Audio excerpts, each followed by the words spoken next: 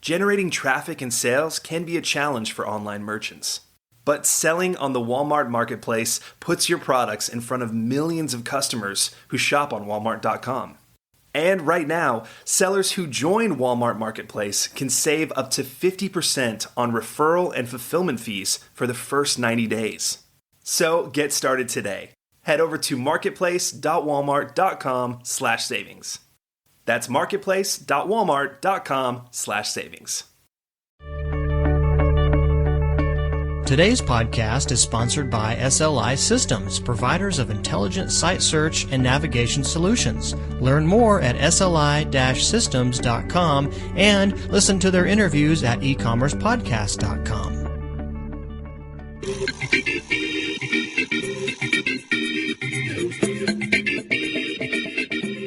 Welcome to E-Commerce Conversations, a weekly podcast focusing on e-commerce topics featuring interviews with prominent people in the e-commerce space. Well, welcome to another edition of E-Commerce Conversations. I'm Kerry Murdock. David Heinemeier Hansson is with us today. David is the inventor of the Ruby on Rails software framework. He is a partner in 37 Signals, which produces collaboration tools such as Basecamp, High-Rise, Backpack, and other suites of tools. David has been profiled in numerous publications such as Wired, Business 2.0. He's the recipient of the Hacker of the Year Award by Google and O'Reilly Media, and he's a very influential voice in web development today. And David, we want to thank you for your time. Thanks so much for having me. You bet. David, our listeners are e-commerce owners and managers. Most are not programmers. Could you describe Ruby on Rails to them? Sure. So Ruby on Rails is actually two parts. The first part is Ruby, which is a programming language in the same sense of Java or C# or what have you. And the Rails part, which is the one I'm involved in, is the stuff that sits on top of it that makes Ruby suitable for web application development.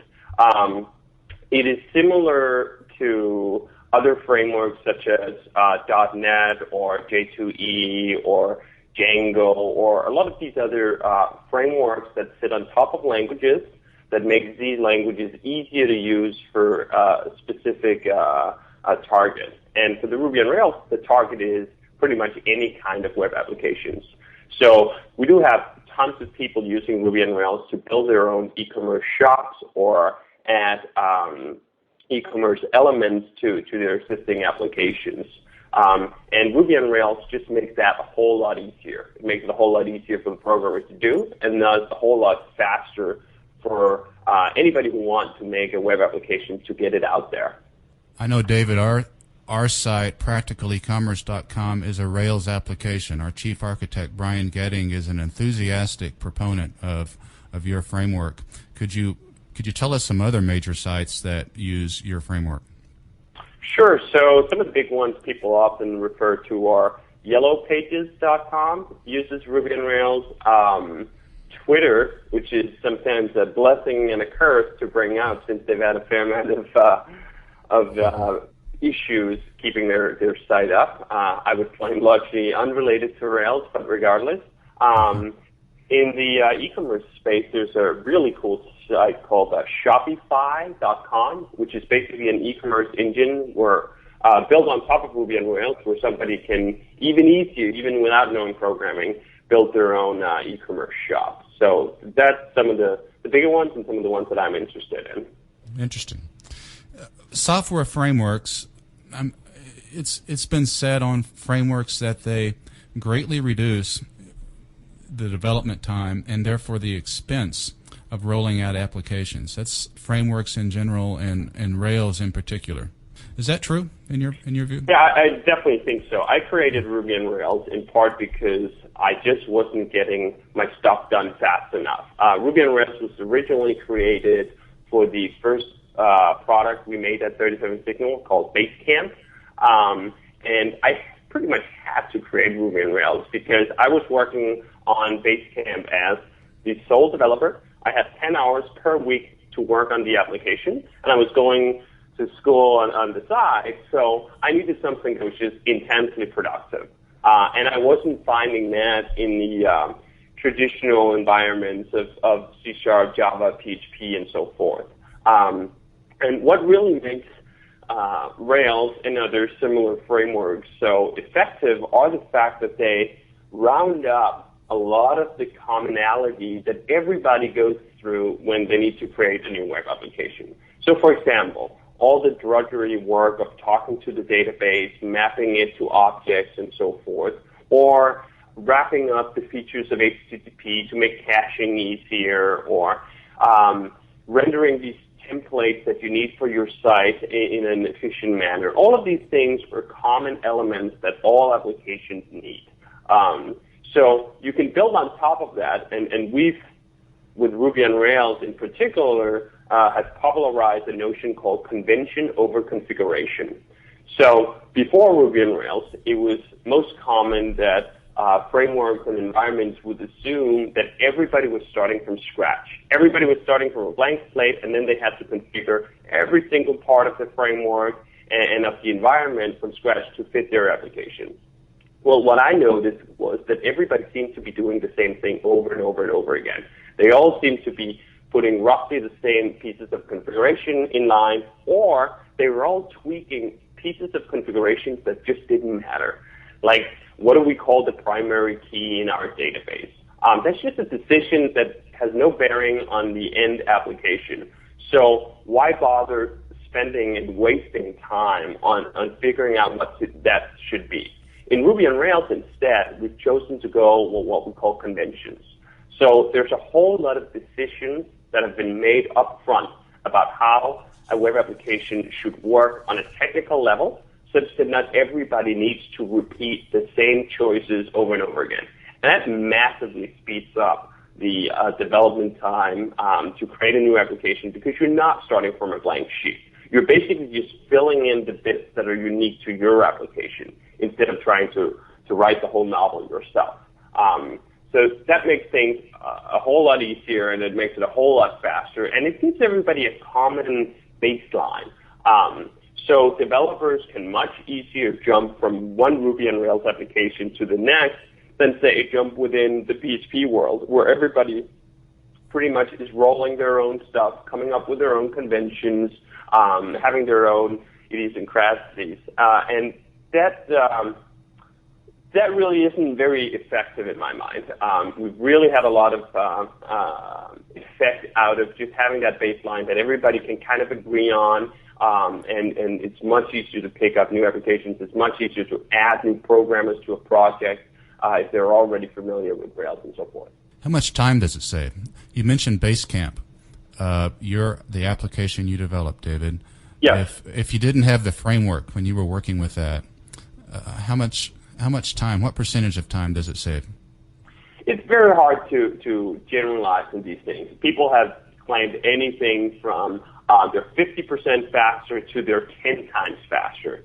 It very much depends on the environment you're coming from. Are you primarily working with Java? If you are working in Java, what framework are you using? Are you working in PHP? What are kind of the tools and techniques? So it's pretty much impossible to generalize these things. But lots of people have, through their own experiences, mentioned that they're multiple times faster at what they do. And for my own personal use, if it hadn't been for Ruby on Rails, I probably wouldn't have done Basecamp. It just wouldn't have been feasible for me to do an application where I only had 10 hours per week, and I had to finish it all by myself. I just don't think I would have made it all the way through in one of the mainstream environments. How long did it take you to write and launch Basecamp? I think we spent about 4 or 5 months of that process of spending roughly 10 hours per week to do it. We launched Basecamp in February of 2004. David, I'm not a programmer. I'm a publisher, but I've known lots of developers. And your framework, Rails, Ruby on Rails, seems to me that it affects web developers in almost an emotional way.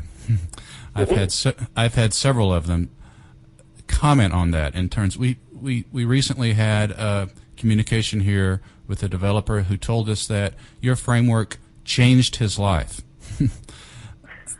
How do you respond to that? So I think for the general course, why are programmers more passionate about Ruby on Rails than any other environments? I think it's because Ruby on Rails is passionate about programmers. Ruby itself as a programming language was created with one core mission: to make the programmer happy. That's the stated mission of the Japanese guys, Matt, who created Ruby. And I thought that was just such a powerful mission statement for a language. And it's very unlike the otherwise sciencey reasons and arguments for why a certain language is better than another language. Ruby focused really on being a pleasure to use. And that's certainly not something you can say for most of the mainstream environments. Sure, you can get stuff done, but it's rarely a pleasure to get it done. So we try to do the same thing with Rails, to bring that notion of making the programmer happy from Ruby and into Rails. And I think that really resonates with programmers, that they learn that how their tools are structured has a big impact on their motivation. It has a big impact on their happiness on a day-to-day basis. And when you structure tools according to that, when you make choices according to what would feel best for programmers, you arrive at a very different set of decisions and structures than you would otherwise. So, for example, one of the big things we have in the Ruby on Rails world is the notion of beautiful code. The code should not only be functional, it should not only run a program, it should also please the programmer who's writing and reading that code itself. So we care a great deal about making the aesthetics of the framework and of the applications created with the framework of paramount importance. And I think that's something programmers can really appreciate. Once they work in Ruby and Rails, it's usually very hard for them to go back to languages and environments that are not optimized for happiness, that are not optimized for beautiful code, and all of these other things that they've tried in the Rails world. And then the counter to that is that, or not the counter, but the consequence of that is that people become really, really passionate about it. They see that here's an environment created with them in mind, that cares about them, and they respond to that in return with a lot of affection for the language and for the framework. Mm-hmm. It's interesting. Our audience, of course, are e-commerce merchants by and large. What do you think of e-commerce? What do you think of the state of e-commerce? What do you think of most e-commerce sites that you see out there? I think that things are a lot better than they used to be. I buy pretty much everything I can online, and sure, a fair amount of that does go through the major vendors or merchants such as Amazon and Zappos and so on. But I generally find that most e-commerce sites are just a lot better than they used to be. And I see that the trend coming up from sites such as Shopify.com that makes it really easy for people who aren't necessarily the greatest programmers in the world to put up a very convincing shop is helping things even further.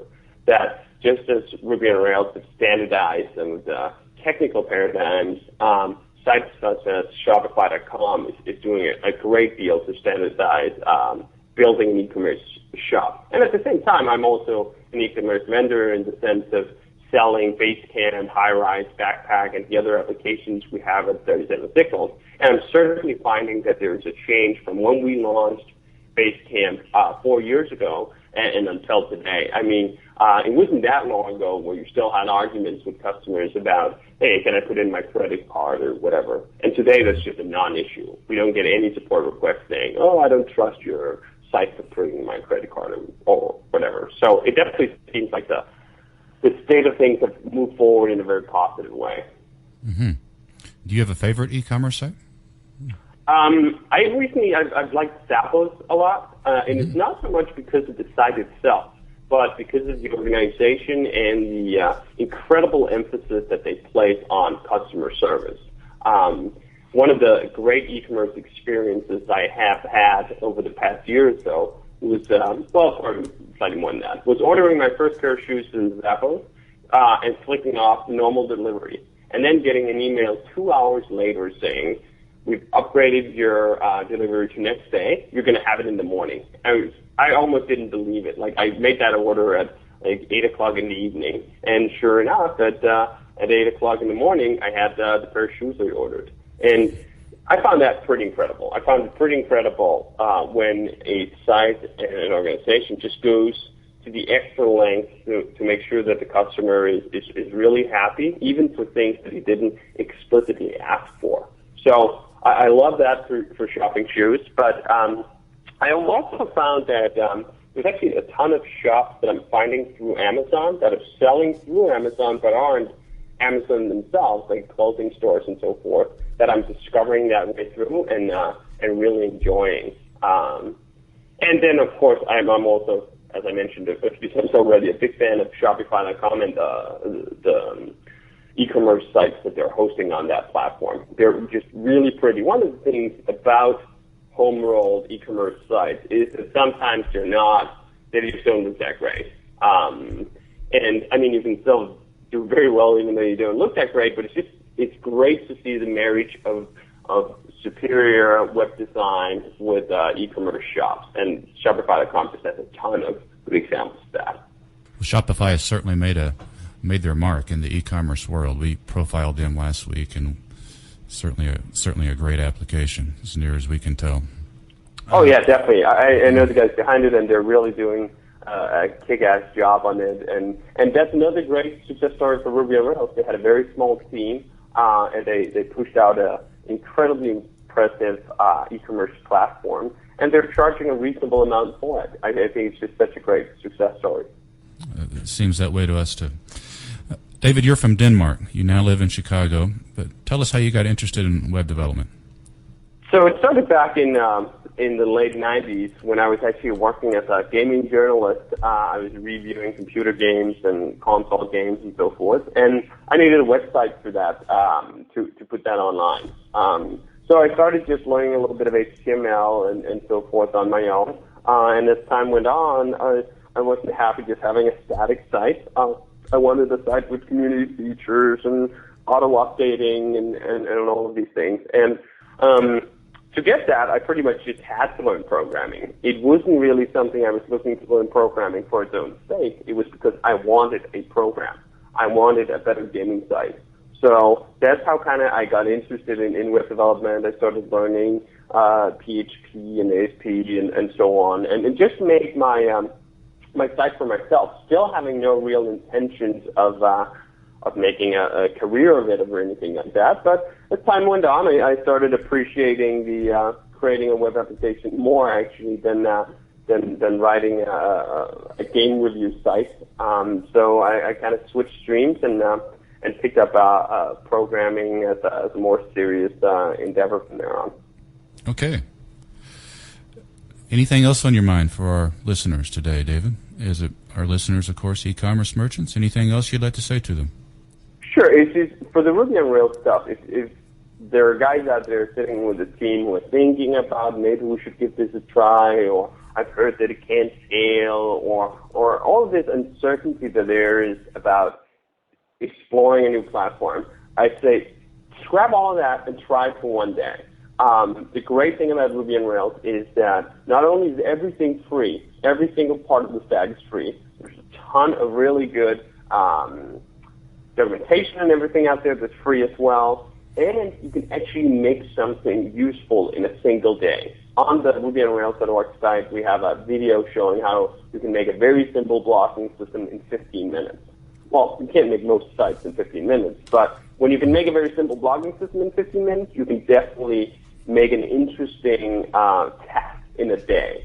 So I think that there's not really a whole lot of reason to read so much about it or hear so much about it when it's free and very easy to test it out on your own. So I strongly encourage people who either are programmers or work with a programming team to get you guys to use it. Give it a try and see if they like it. Maybe they don't, and then all they wasted was a single day of playing time, and maybe they do, and they'll too become programmers who are intensely happy with the tools that they're working with.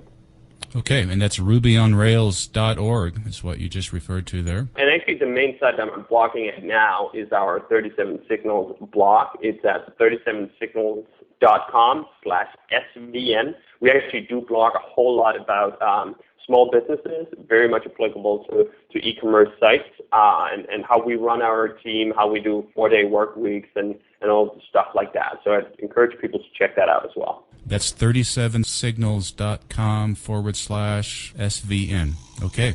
And David Heinemeier Hansson, I want to thank you for your time today, sir. Thank you so much. That's all the time we have for this week's e-commerce conversation. I hope you enjoyed it. Please tune in next week for another new episode.